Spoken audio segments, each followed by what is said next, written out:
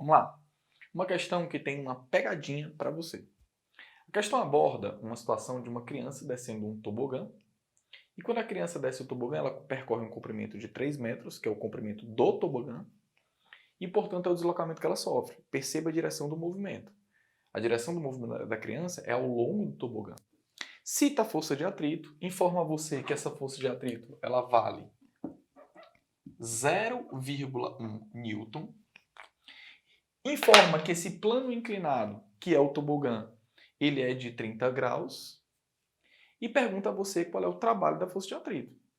Então, como é comum que uma pessoa inexperiente que trabalha com esse assunto use o ângulo abordado no texto, sem pensar muito em quem é esse ângulo, acredito que alguns alunos poderiam fazer o seguinte cálculo. Trabalho é força vezes o deslocamento vezes o cosseno do ângulo entre o vetor força e o vetor deslocamento.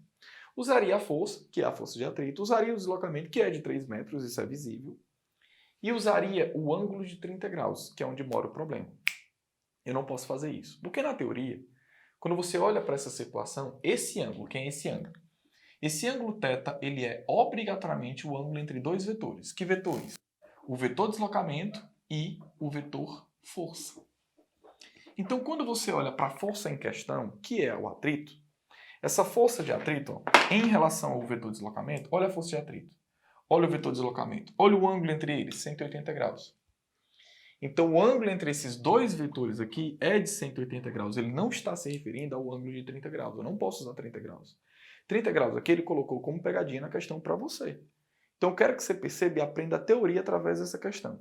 Quem é o ângulo abordado dentro da fórmula do trabalho? É sempre o ângulo entre o vetor força e o vetor deslocamento, que aqui nessa situação é um ângulo de 180 graus. Ou seja, esse nosso cálculo vai ficar da seguinte maneira.